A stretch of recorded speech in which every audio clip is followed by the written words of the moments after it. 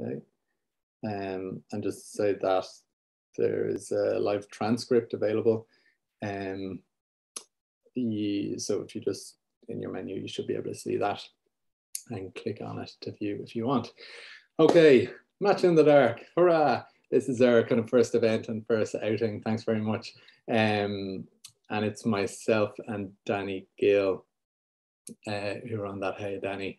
I'll just before we kind of really start, I'll explain or say what will happen over the next 45 minutes to an hour. We'll talk, I'll kind of introduce, because it's our first outing, I'll just introduce myself. Dani will introduce herself. We'll talk about the project award, the Arts Council's project award more generally, the context in which it has been happening over the last 2 years, and what's happening in the sector now, and who has been applying, who's been successful, that kind of thing. And then we'll come to our two guests who are also here, Annemarie NíChuirreáin and Sarah Griffin. Sarah, who is the recipient of the award, Annemarie, who has been an artist on commissioned by someone else who's successfully received the award. So we'll kind of talk about their experiences from both points of view. And then we'll come to Q&A. I think we have Audrey Keane from the Arts Council also on the call. Hey, Audrey. So we'll have plenty of time, hopefully, for Q&A at the end. I suspect that the Arts Council will, and if not, will help facilitate a kind of a meeting closer to the application deadline about the ins and outs of the application form itself and the technical aspects of it. But for the purposes of this series of events, and this is the first of 5 held every 2 weeks up until the first, until the opening date of the application. We'll be talking about essentially showcasing writer-led projects. And they needn't relate to the project award. It's really about this kind of new culture of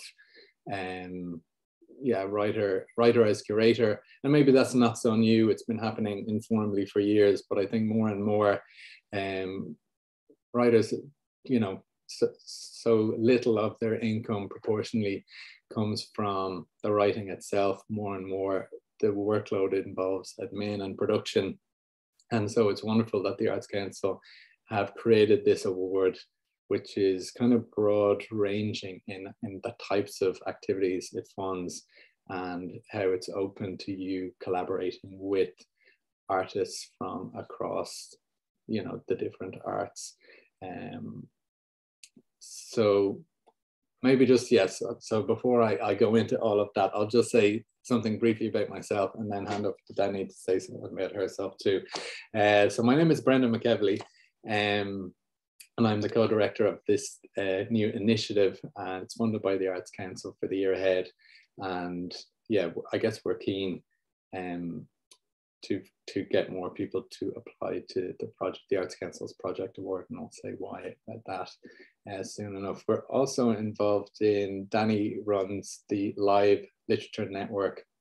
Both Dani and I had worked previously with Words Ireland, and so that network of 6 regional venues is a follow-on from Words Ireland. We've kind of taken that with us, if you like. And so we're interested in connecting writers with not just those 6 venues, but art centres right across the country, because that's another untapped resource, with the venues really keen to increase their literature programming.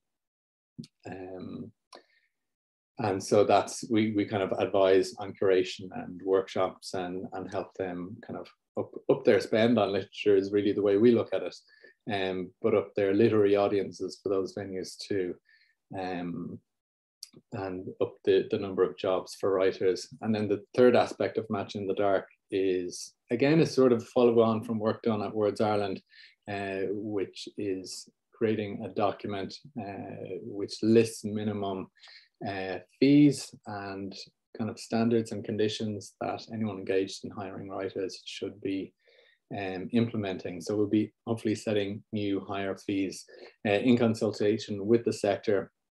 But this is, let's say with Words Ireland, it was the fees were really the Words Ireland pay scale document listed what those 7 literature organizations paid writers. And what we hope to do is, with the 6 writers advising on that document, kind of list fees that connect more with the work being executed by writers. So it's fees not based on what organizations think they can afford, it's fees based on the work done and what's a fair fee for a fair day's pay. So that's Words Ireland. About my own background, I run Holy Show as well. So that's another Arts Council funded organization. I run the National Mentoring Programme, which moved from Words Ireland to the Irish Writers Centre. And I'm a writer in my own right. So kind of like a lot of you, I'd say it's a bits and pieces sort of existence, all freelance, all year to year, and depending on funding. So that's the crack. I'm going to hand over to co-director, my better half in this project, Dani Gill. Thanks, Brendan. Hi, I see lots of names and faces that I know. Thanks so much for coming to this event and for your support so far of Match in the Dark. We've got lots of nice messages and that's lovely to see.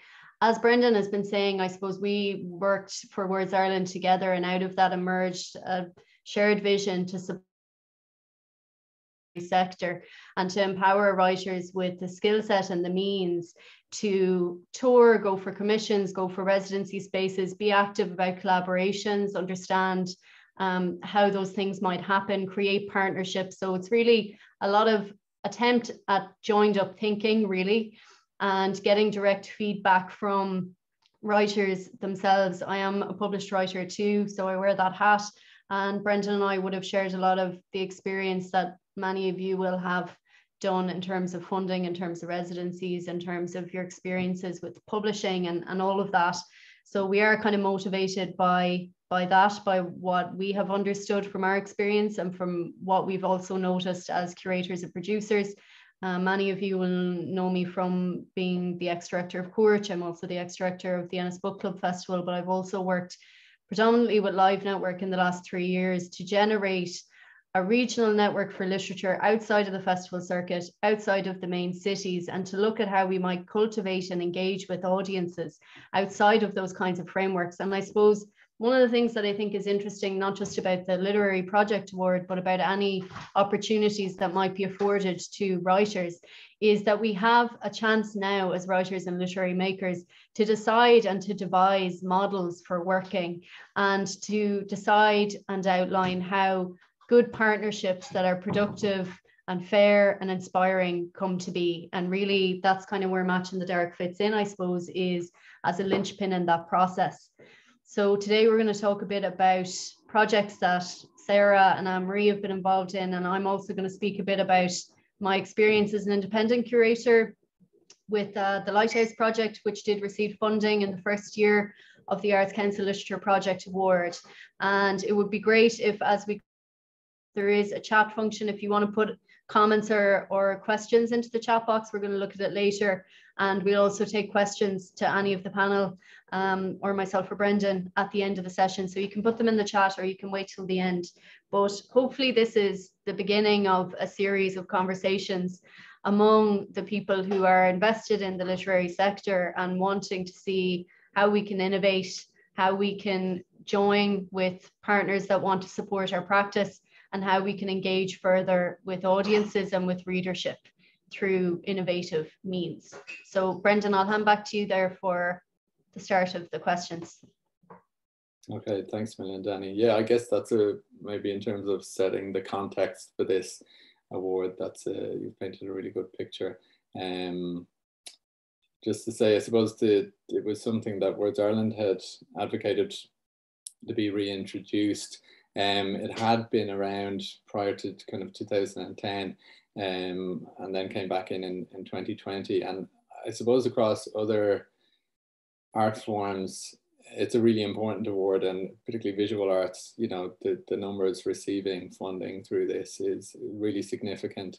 And so in those sectors, theatre, film as well, the ideas that are the projects that emerge are often artist led, whereas in literature, I think, you know, by nature of the form itself, the book being the main way in which we kind of experience literature, publishing, and the traditional publishing route is how literature has been funded, plus the resource organisations, Poetry Ireland, Word Centre, and so we kind of rely on those organisations for work. But I think this is a really good opportunity for as writers to kind of reset the balance to a degree in terms of, you know, ideas coming from the artists and creatives versus I say administrators, but you know yourself, so many people working in publishing and literature are also writers.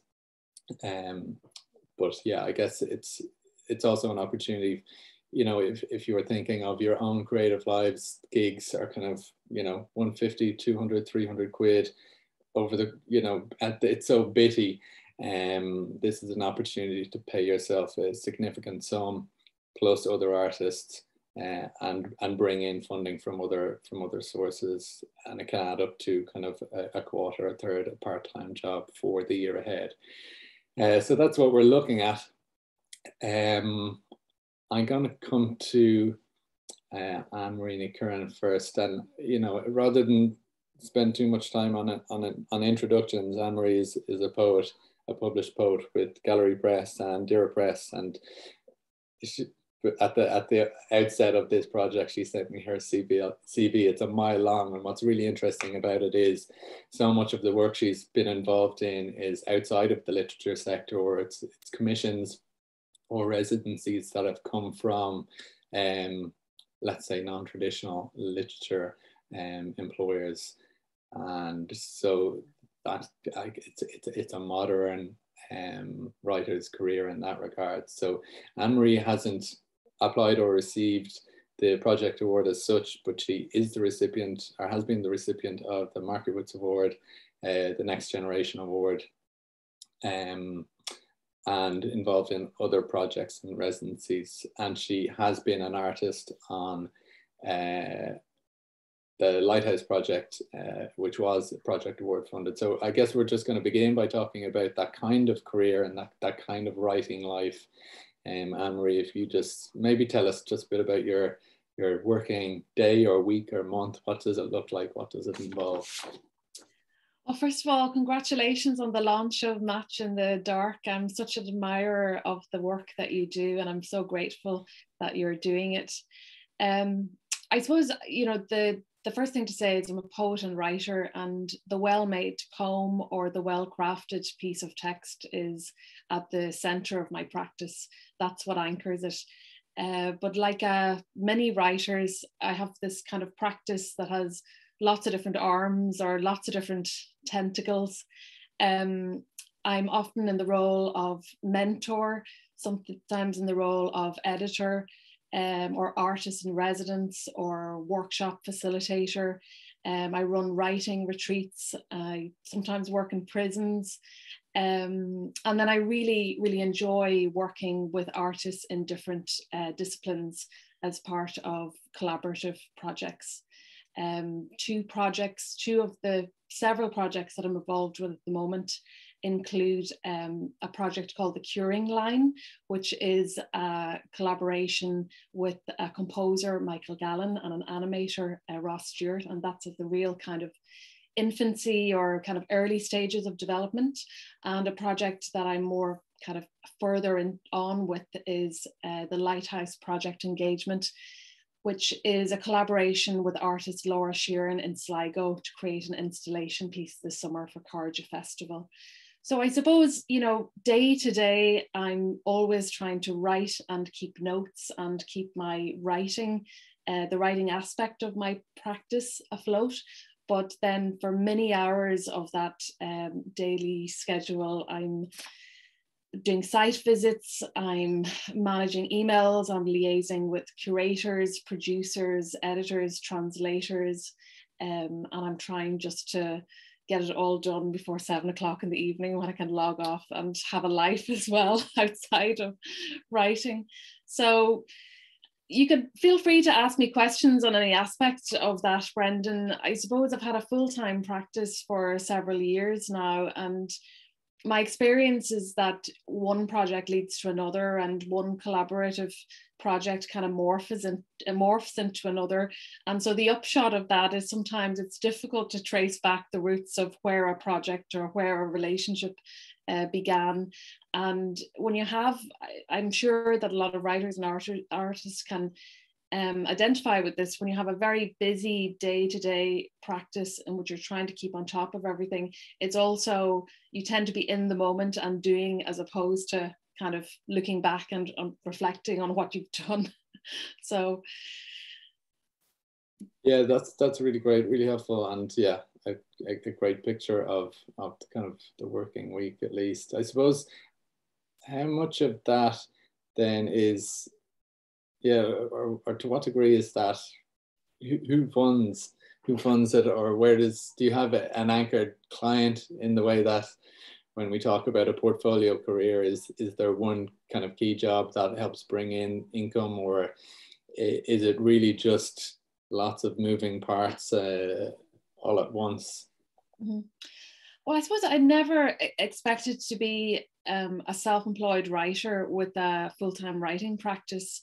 I mean, a practice is a bit like a poem, you know, it evolves and it takes shape over time as you have encounters with other artists, or as you are successful or not with funding applications. So it is kind of a thing that takes time to shape. And I suppose one of the things I discovered a number of years ago is that I really enjoy working for myself. I really enjoy being in control of scheduling and meetings and time management.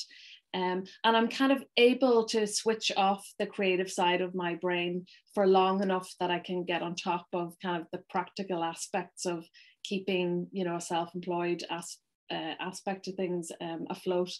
I suppose if I was to think of like what drives, you know, my practice, often it is an enjoyment in collaborating with other people and working with other people.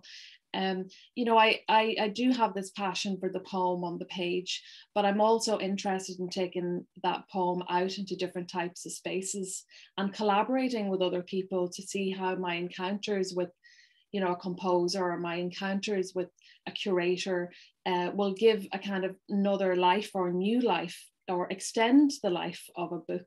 So I suppose more than aiming my practice at particular funding pots, what normally happens is that I'm talking to someone whose work I really admire. We get into discussions about maybe what we might be able to explore together. We develop a working kind of a conversation, if not a relationship. And then we start looking around at, well, if we were to work on a project, and often we're working on a project anyway, what type of funding would be useful for us. So just to give you a quick example of that, two writer friends that I've known for a while, Dimitra Exidus and Kimberly Campanello. They're poets whose work I really admired. We'd kind of been having a conversation anyway around the shared themes in our work. And we decided, well, we want to work together anyway, so why not? Let's pitch to the Markovich Award as a collaborative project. And so what I will say about applying for funding is that my experience has been, it's often a really clarifying experience to put your project through the kind of application process that, say, the Arts Council demands. And what I mean by that is sometimes you can be talking to peers and you can have a loose idea of, you know, what you're working on, or the conversation in progress, or what you hope to work on. But the actual act of kind of sitting down and clarifying your thoughts for an application form can be really, really useful. So I hope I haven't contradicted now what I've said, but it's, you know, it's I suppose what I'm cautioning people against is identifying a pot of funding and then looking for the relationships to kind of, you know, there's a lot of prep work and groundwork, I think personally, that goes into a project, and a lot of thinking before, you know, to get it ready for an application, rather than, you know, sometimes I get letters from, or not letters, but emails from people, you know, 2 days before the Markovich Award 3 days before the Next Generation Award, and they're looking for maybe a little bit of advice, or, and I'm not saying it's too late at that point, but this is, I suppose, your practice is something that grows over time. Your thinking should be evolving, and there is preparation that goes into relationships and developing ideas even before you get to the application date. One thing I've, like, having applied for a number of kind of different projects and initiatives, when you're trying to gauge how much work is involved or how many hours are involved, you rarely end up doing less than you predicted. You frequently end up doing more than you predicted. Like, how has your time management and budget management been over various projects? Do you think you're getting better at that, or do you have any advice on that aspect of things? I think I am getting better at it. I think if you're a poet or a writer, you're likely so passionate about your work that you want to give it all the hours. You want it to be excellent. You really want to showcase yourself, and with whatever space you have, whether it's a book or a project or a reading. And then I guess over time you realize that you could be working all the hours all the time, and you have to find ways of getting it. Well, I have to have had to find a way of having a better kind of work-life balance. With my time, like, I'd be really structured kind of 9 to 5. And I know this is not how everyone works, but like I've got a really kind of active diary open all the time, and everything is scheduled into it, including funding kind of deadlines that are coming up, conversations I have to have, meetings, site visits.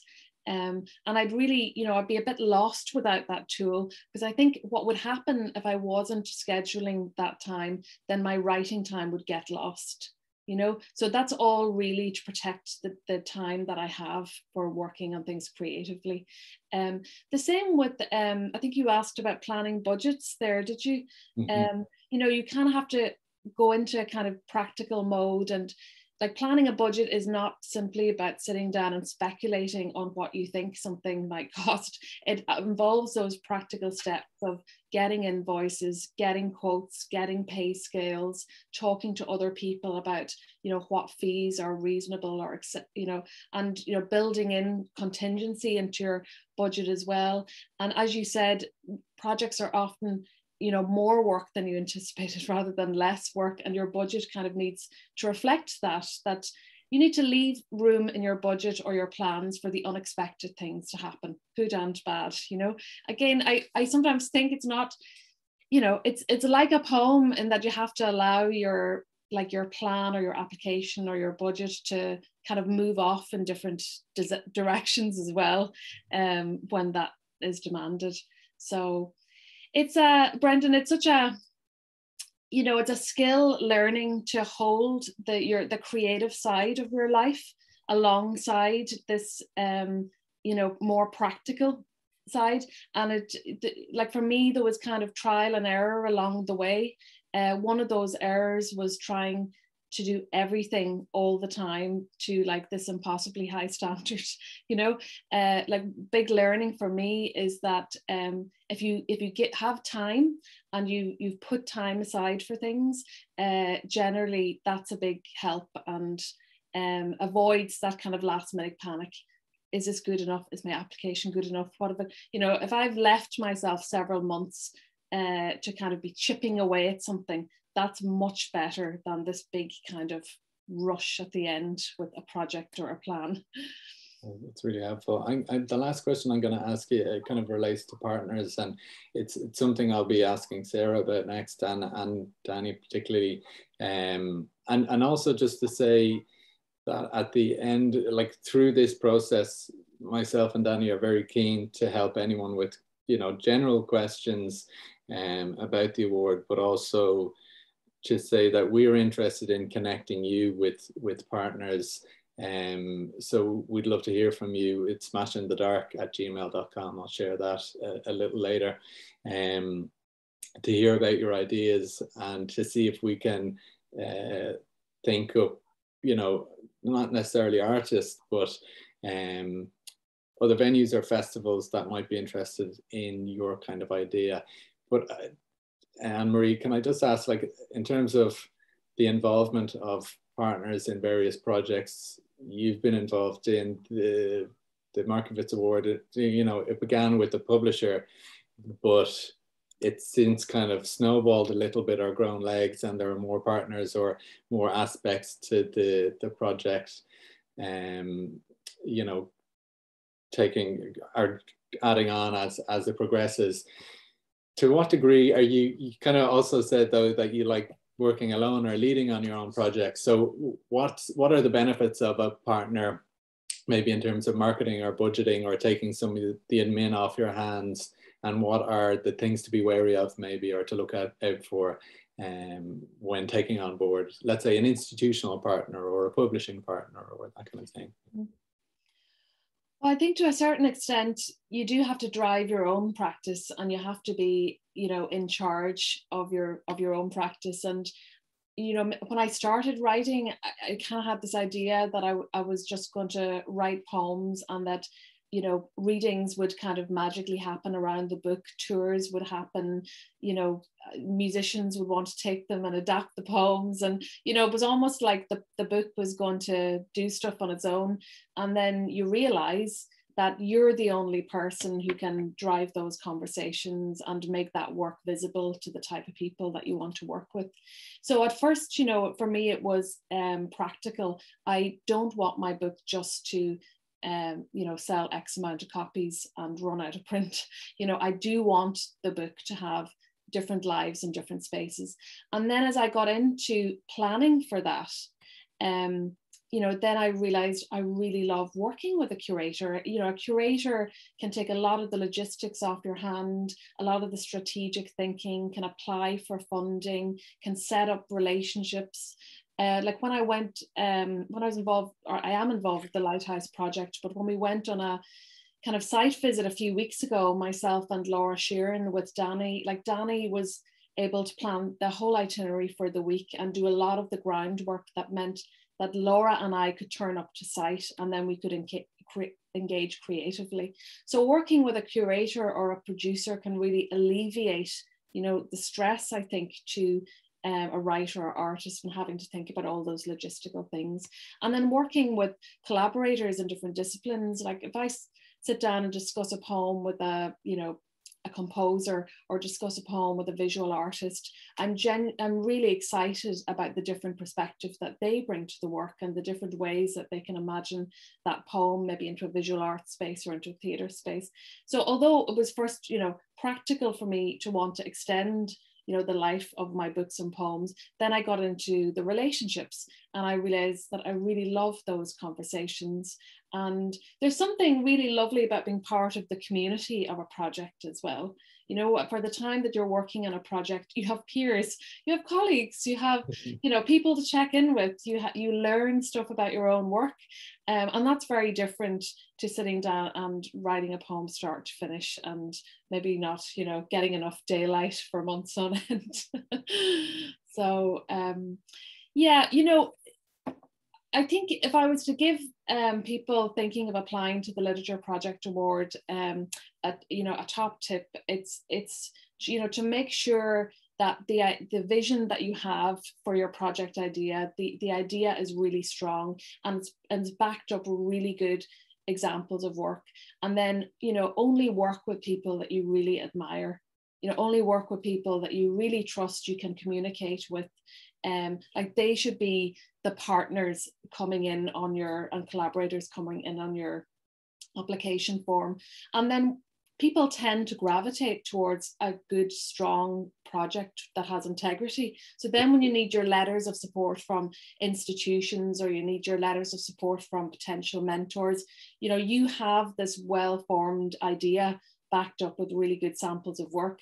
And, your potential partner can see, okay, these people have given this project already time and thinking space. So for me, there needs to be kind of a really grounded or anchored kind of piece of the project, and all the other things fall out of that. Does that make sense? Yeah, no, that absolutely does. Thanks so much. And I'm going to jump straight over to Sarah Maria Griffin, and without giving you too much of a bio, you know, Dublin-based author, poet, zinester. Does that experience of kind of creative writing, working life speak to you, or can you relate to much of what Annemarie said? Absolutely, Annemarie. As a working artist, I think the operative, there's very much a working and artist dichotomy there. It's not a soft, dreamy existence for any manner. There's an awful lot of emails. You do wake up at a certain point and you realize that maybe you write more emails than you do anything else. But it's I do agree about that idea of making sure. I'm all about the words on the page, certainly, but I am also about making sure those words get to human beings. I work in a different field to Annemarie, in that I work in fiction, and fiction and publishing is a slow and long industry. So my first novel, Spare and Parts, and my second novel, Other Words for Smoke, came out respectively in 2018 and 19 here in Ireland. And I worked briefly for a year for a large, I guess, a music festival in Europe as a creative consultant for them, and then the pandemic began. So where the zines come in, a zine is a small run pamphlet, I suppose is the best way to describe it. It's a handmade book, which is distributed on a much smaller scale. I'm sorry, my cat's about to walk into the frame. It's distributed on a much smaller scale than even a literary journal or a magazine. It's a kind of a tiny holdable piece of art that contains a bunch of words, and it has a very long history stemming back to the 1930s, but it sort of came to fore, zines sort of came to fore culturally through the 70s and the 90s, before simmering out in favor of the blog and the internet. The fastest and cheapest way to get writing to people was no longer running to a photocopier and handing out pamphlets or leaving pamphlets in a record store or in an art gallery. It was the internet. So when I left the job for the music festival at the end of 2019, not necessarily anticipating the pandemic, I started to make short run zines of pieces of nonfiction, and I sent them in the post to people. And what went very quickly from sending them to 30 people became sending them to 250 people, almost at cost, at an extremely, extremely low overhead, because I was more interested in doing it. I was covering my costs, certainly, but I was more curious about it as a method of distributing work, in contrast with the administration focused and long roads of publishing. There is a first thought, best thought ethos and a scrappiness to zines, which is something that I feel very passionate about. And I feel that there is place for both the long walk up the mountain that is making good fiction, and the fireworks off the side of the cliff that is zines, basically. I'm so sorry, my dog is yelling. Animals are everywhere at the moment. I've just been praying that they stay silent. So I, as a practicing artist, require both the, I guess, payoff that you feel when you know someone is reading your work, and also the solitude and the pulling the angel out of the marble that fiction is, both the deeply serious and the deeply unserious. And in the last 2 years of the pandemic, now that I've moved away from a much busier and more collaborative lifestyle into a much more not a full hermitage, but much quieter life and a slower pace and much less collaborations than I used to participate in at all. I find balancing my work between dispatching zines via post to people. I have a Patreon where I have a set of patrons who sign up for regular zine dispatches. And that's what my Arts Council Project Award was for, which I'll talk about in a minute. And producing novels. Both of those things put together and make up the vast body of my practice. I don't teach really anymore at all. I don't do live events really anymore at all. The pace of life that I have now, which involves significantly less public speaking and the pressure that comes with that, it suits me a lot better as both a person and an artist, because like Annemarie said, you have to be alive outside of your practice as well. You have to have a life. And for many years, my entire life was governed by either the production or the performance of work. And I'm trying to instill a buffer around that. So moving away from a collaborative lifestyle generally towards a very private and very,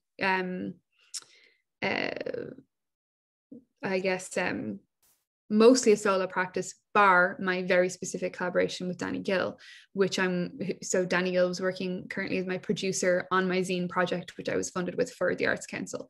So I definitely, there was a time when my life was much more oriented around site visits and collaborations, but I have since slowed down significantly. That balance is something that I really value and I really treasure, because I have the room to think of the big ornate picture of fiction while also a vehicle to sort of dispel any bright, sparky ideas that might not take place within the world of my fiction either. So yeah, can I just say, incredibly well done on taking control of your career in such a way. It's really impressive, and it was very frightening. Who you are, to suit how you would like to work. I'm sure it's taken a long time and hard work, and I guess the financial pressures that maybe pull you back into the events or the gigs, or the feeling the need to. But it is interesting, like technological advances like Patreon, and I'm just thinking that the way you described how zines operate, the at cost to begin with, the project award must have been a godsend in a way that, paying you for work done, as opposed to what the commercial value of it, or what you can get at a commercial scale, say. Exactly. And the value to the reader. I had a very enriching and surprising experience during the pandemic. I started to write dispatches. The first one was called The Seventh Day Report. And I wrote them all the way up until the 650-something day report. I wrote them consistently, and very, very consistently at first. I wrote them every 2 weeks at first, but then I began to slow down as, unfortunately, the strangeness of the world that we found ourselves in began to normalize. And on Twitter, using the social media background and the social media community that I've built, which is so interesting that technology intersects so neatly with the form of information distribution that preceded it, like with the sending out a tweet to ask if anyone would like a photocopy of a thing I made. Those are two very distinct worlds of communication. But I began to send out these envelopes during the lockdown, and that gained steam, and feeling the readers' feedback very directly at that time was deeply powerful. I come from a background in spoken word and in poetry in my early 20s. So I definitely know and understand the importance of if somebody's hearing your work immediately, you can learn from live performance in a very sharp way. And in some ways, distributing the zines via post, and aside from the satisfaction of toddling to the post office with a big tote bag full of envelopes down the road, there was something very powerful about knowing, especially during that time when everyone was unmoored and very seriously destabilized in our lives, that I could send an envelope in the post with a tiny piece of nonfiction about what I was experiencing as well. And what that also did, crucially, was show me that people actually did want to read in that medium and did want to receive the medium, and that the medium functions. Nice. So when the time came that I spoke to Dani, Dani and I worked on she invited me to work for Court in 2020. To work as part of a branch of the Lighthouse Project at that time, to collaborate with a muralist and an audio artist, and to produce a zine for the Distance Festival that year, because nothing was happening in person. So I got to participate in a literary festival without having to be there on site in myself. Yeah. I could produce a bunch of zines which would get distributed to people who are participating in a walk. So the vehicle of the zine, which is it's a tiny piece of folded paper. It looks like nothing. It's really just a piece of paper. The vehicle of it all boils down to paper, and people will still want to hold it in their hands and they'll still want to read it. So the time that I applied for the project award, I had proven that this strange, obsolete medium works, and it's low cost and can be bent and flexed into different forms for different readerships. And so by the time I had something to come to, I would have done this anyway, almost, you know, it was part of my existing practice, and changing it and molding it into this particular targeted direction for the project award. It was clarifying. I guess, can you talk a bit about, let's say then, that moment of you decided you were going to apply for the award, and what kind of costs were you looking to get covered, and what, maybe without like listing off the budget, what was the budget breakdown, and you know, is there any income you're offsetting against that? What's the subsidy that you were seeking from the Arts Council? So Dani is my producer on this project. So first and foremost, Dani's fee is covered. So not only am I getting paid for this, but Dani is getting paid. So we're both working in collaboration. And that you've almost hired an employer for yourself in a way, or someone to, it's kind of amazing. It's so good for you. It's so good for you to have. And that's a great message for everyone else to hear. You know, if you aren't, if you don't think you're the project manager for the idea that you have or want to run, that you can find a collaborator, you know, anyone working in the sector who is involved, or another artist who has that kind of budgeting head or production head. So yeah, tell us a bit more maybe about the budget and the application. So in terms of the application, what I really needed covered was print costs. So I print almost everything here at home using a heaving piece of technology that is still going, but paper, ink, staples, a good stapler, like it really gets down to the tax of equipment, because at a certain point my writing then begins to intersect with design and making and print work, you know. So the tools and the materials, the envelopes that I send out are brightly colored, they're distinct. When they come in people's into people's post, they don't look like ordinary mail. And making sure that I had ephemera to include with the zines was really crucial as well. So it might sound silly, and you know, maybe it is, but stickers. I got beautiful pieces of art printed in a way that you could peel them and place them around. Part of zine culture from the 70s all the way up to the 90s works with ephemeral pieces of art like stickers and prints and patches. There is a set of accoutrement nearly that go with the zine that make it more than just a single piece of paper. The envelope is supposed to be a tiny installation. If that doesn't sound too grandiose, I don't mean it to sound like that, but what I hope when people open the envelopes, they have the contents of an envelope. I'm currently working towards delivering my next one. I have 3 sets of envelopes I'm sending out to 6 venues at 15 participants, so 90 envelopes, which I print, cut, staple, assemble myself. And I'll do that every month until the end of the project, and then I'll deliver a workshop in the end. So initially I had gone about this thinking I'll put one zine in the envelope, and like Annemarie said, you always end up doing way more than you think, especially when you're enjoying what you do.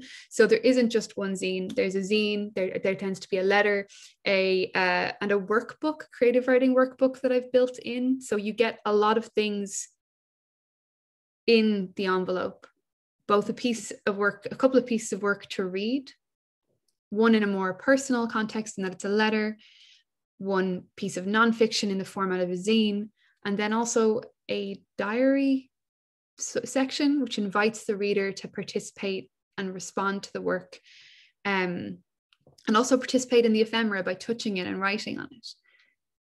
Big part of the budget as well is making sure that I get a PO box, because at the end of the project I will be inviting the participants to make their own zines and send them to me. So that will go into my archive, which is to be acquired by the National Library. So it will be part of the big zine project that I guess I've given the last couple of years of my life to. So paying for that, surprisingly steep to get a PO box.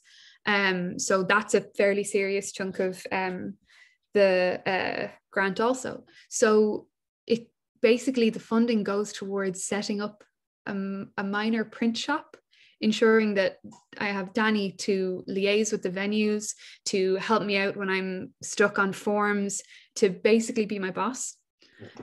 Myself and Dani have a very long running professional relationship. I worked with Dani at Courch 12 years ago. So we've known each other for a very long time. And working with somebody that you trust and respect is paramount, you know. So a boss, all of the physical equipment, the PO box, emergency things in case everything goes, like having to go to Tesco to buy ink if a cartridge doesn't work. It sounds like a lot of maybe some of the more important aspects of the application are kind of predicting every single possible cost and predicting all the possible work that you might be involved in, because like I say, it's usually more than you think. And I guess just coming to the, I'm just conscious of time as well, that I want to get some time in for Q&A. There'll be a lot of questions around what kind of costs can I apply for. And so I'm just sharing a link to, now this I guess may be updated, but that's a link to last year's Arts Council guidelines for the project award.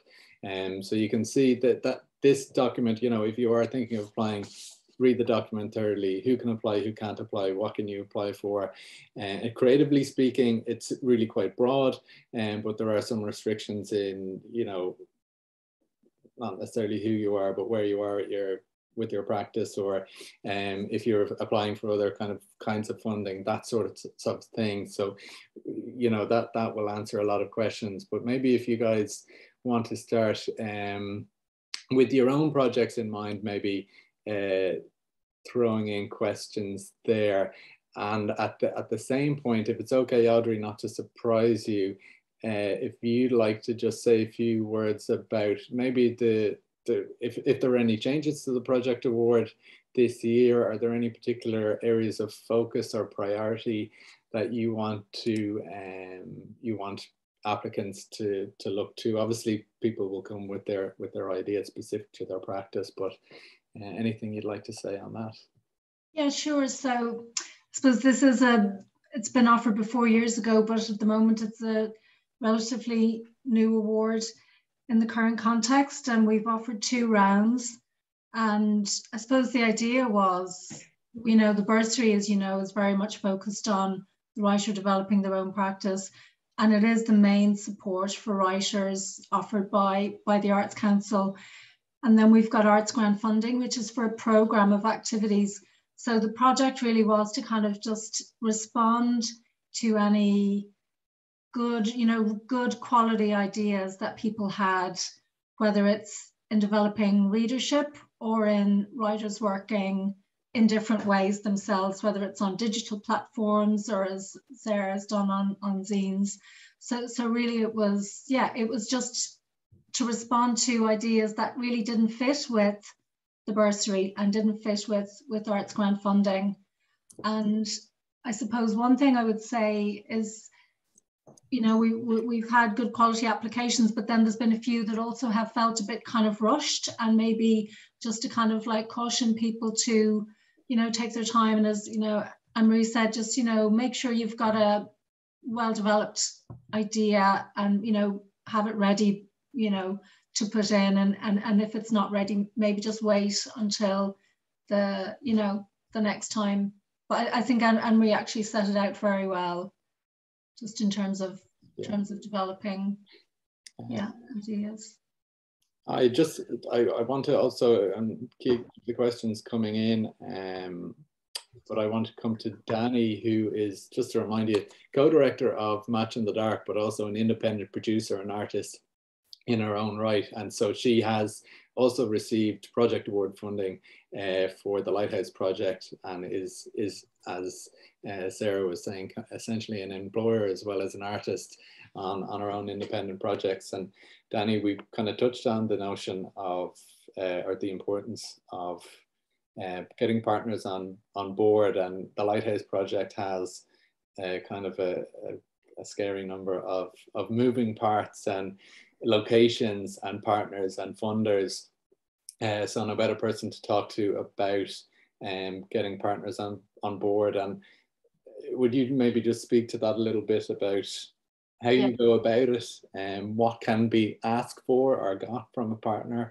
Is it too brazen to kind of just send someone an email and say, this is my project and this is X grand that I'd like you to kind of add to my budget, or how do you go about it? Yeah, well, the Lighthouse Project came originally from a tender that I had won with the Western Development Commission as part of a wider EU project. Now, it's important to say that what I won in that context was the opportunity to devise a model, an innovative model for literature that was site specific. So that was the brief. The pot of money that was given by them was really only enough to do it in terms of developing the concept and coming up with something that might work and figuring out a presentation for it and the model for it. But I thought it was a brilliant opportunity to create something bigger. So I guess I leveraged it. And what exists now as the Lighthouse Project is quite a big network of partners. So the Arts Council gave funding in the first year, and I've applied now for year 2 as well. So that went into a pot with partnership money from Creative Ireland, arts offices, festivals. What was really nice to see was all of these partners were new partners for, many of them were new partners for literature. And I suppose, Brendan, this is something we've talked about a lot, and this is one of the key missions of not just Live Network, but I guess now Match in the Dark too, is how to put literature kind of front and center of different types of visions. And the Lighthouse Project was really about placing literature in a context where it hadn't really been previously. So I was kind of inspired and motivated by public art commissions, which frequently go to visual artists. You know, you rarely see a writer kind of partake in that context. Why? Theatre and spectacle film, you know, there are a lot of kind of general outlets for these. We look primarily as practitioners to the literary festivals for outputs. They're also limited in terms of what they can take on and what they can do. So in terms of partnership for the Lighthouse Project, I did do research. In the summer that I got the tender, I did do a month of research. I read a lot of books and I came up with the curatorial brief. And I think maybe the curatorial brief was what kind of pushed it over the line for a lot of people. I did a kind of a 7-page document of the inspiration behind the project, how I thought it could link to landscape, what it would do for artists, what it would do for communities, how audiences might engage. And I sent that out to arts offices, Creative Ireland officers, anyone who I thought might have a place in it. And I got a huge response, got a massive response, and it was brilliant. So now we're kind of entering into a very successful second year, and a year 2 where we're starting to see, Annemarie mentioned Sligo, but a year as well where we're starting to see that there are longer term partnerships emerging now for the project in certain counties where they want to keep engaging and developing it. And then it's also having an international outing this year in Scotland. It's been invited to Scotland to showcase Irish artists over there.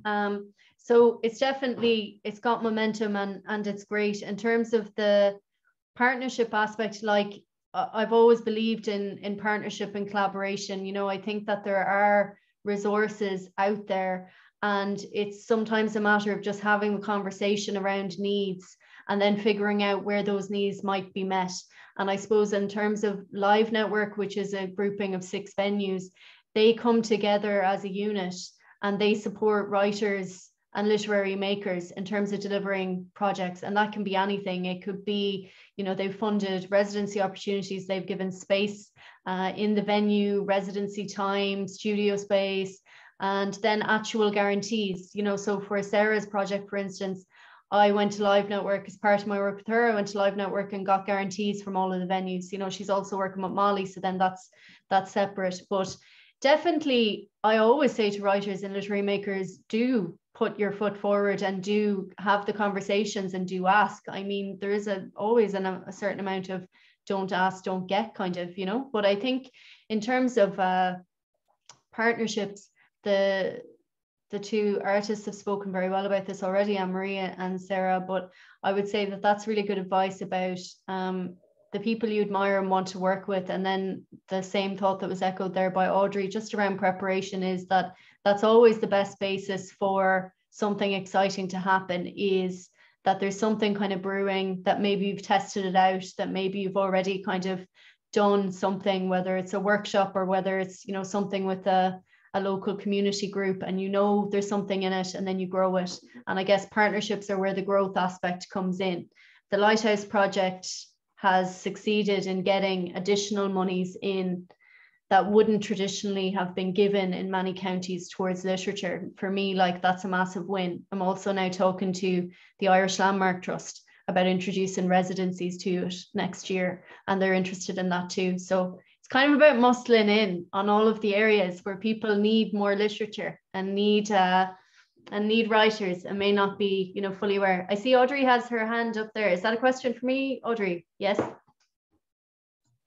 Yeah, I actually just, something you said there just prompted me to say, because the project award hasn't been around, you know, for very long, people working in other art forms may know that when you put in a project application to the Arts Council for funding, you kind of have to give it your best shot, because you kind of only get one chance with the project. You can't kind of, you know, if you don't get supported, you can't kind of take it away and kind of tweak it and work on it and put it in again. And I'm just saying this because in literature with the bursary award, obviously that's a little bit different in terms of somebody might have a draft of something and they might do a lot of work on it, and they can submit that again to future rounds of the bursary. So just to be aware of that, really, that the project award is a little bit different.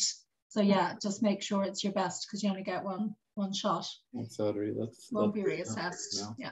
And I would just say, Brendan, as a general kind of a point, but probably relevant to lots of people on the call, you know, who might be thinking about things, I just really believe in kind of thinking very broadly about where your audience might be and how you might connect with them, you know. And I suppose in an example, Sarah's project, the zine project, yes, I did engage Sarah to work on the Lighthouse Project, and she made a zine, and I was interested in it as a medium, and I thought there was potential there. And when she decided to go for the project award, she asked me to work with her as a producer. But she's right when she said it's a mini installation. To get an envelope from Sarah is like an explosion in the post. If I recommend you go and sign up and get an envelope from Sarah. I was sent samples last year, and I also showed the samples, not even in real life, on a camera to some of the live directors, and I said, I think there's something here, I think there's something in it, and they, all three of them who were on the call at the time, just said, yes, absolutely, we want that, you know.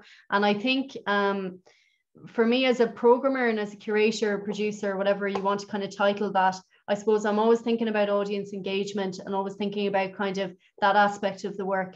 And that's really sort of my job always in terms of the Lighthouse Project, and I'm working, say, with Sarah on the zine project, is to figure out that relationship of how does the artist do the meaningful work that then finds its way into an audience, and then what is the engagement with that audience. So Sarah within the zine project now at the moment is working with 6 groups plus interaction from Dublin as well, so at least 7 counties, groups in each of those counties. We're doing workshops at the end of the series. She's sending them out, these zines, in the post. Then there'll be workshops on making their own zines, and like she's saying, she's also building an archive that will be housed in the National Library. So, you know, there's a kind of a lovely joined up thing happening with her own practice and then this aspect of the practice. And for me as a programmer, then it's easy when you have a good project like that and a good, you know, thing to share, to be able to find a place for it. But I would encourage people, even thinking about any type of engagement, to really think about where the community might be, because through Live Network, I suppose a lot of the work that's been done has been a blend of outreach and within the venues. But it's really important to think, especially as we consider EDI more, what community groups, where in the community does your work belong, you know, where do you want to collaborate in order to kind of meet your audience and to expand audience. And that could really be any number of people and places. So there's massive scope in it. Yeah, and just, I guess, you know, one avenue, another avenue, just I as I say, I run Holy Show magazine, the journals, there are so many journals now, and it's, you know, their intention is to reach as many readers as possible. If you are working on a project that where the end outcome is an essay or a short story or a set of poems, and you have an ideal journal in mind for, you know, what the best outlet for that would be. From my point of view, let's just say, you know, rather than me using my reasonably small budget to commission someone, I would love to hear from writers who have, you know, possibly 10 times that amount at their disposal even, on having received a project award. It buys them time to, you know, take on new partners, other artists, collaborations, spend much more time than I would have been able to spend, pay them to spend on a particular piece of writing. And so it's been surprising, I guess, with yourself, Dani, and working with the venues, how keen outlets are to meet serious writers, to hear their ideas. And, you know, one point of view, you're going to a partner saying, you know, can I get an additional €5,000 for my project? And it may be that you're just looking for marketing support, or, you know, a print outlet for your idea, but you may be looking for money. But from their point of view, here's a professional writer coming to them saying, I think I can get, you know, 10 or 15 or 20 grand from the Arts Council, and we can bring this, you know, with your support, we can make this into a much bigger project that you're connected with. So you don't forget that you have so much to offer if you are a successful recipient. And you sort of have to apply assuming you will be successful, and get those partners on board assuming you will be successful. And so, yeah, so go to partners with some degree of confidence, and go far and wide at the same time, focusing on people you actually want to work with, or venues you actually want to appear at, and believe you can draw in an audience too. We're at time, and we haven't had too many questions, and I'm wondering if I were to hit pause on the record and let people go if they want to, but if people want to stay on and ask questions, or just share their ideas or what they're thinking about applying for, then please do so. So I'm going to, first of all, just officially, before the recording ends, thank everyone for participating, for joining. It's great to see so many professional writers, and writers that who I know and whose writing I enjoy on the call, and can't wait to hear your ideas. Also, I guess to say that at the end of this, like I said, you know, we want to help you along the way. If you're successful, we think we'd like to get as many of the successful applicants together at the end of the process, towards the end of the year, and keep you together as a group so you can support each other along the way. But for now, I guess we're just at the ideas and questions stage. So I'm going to hit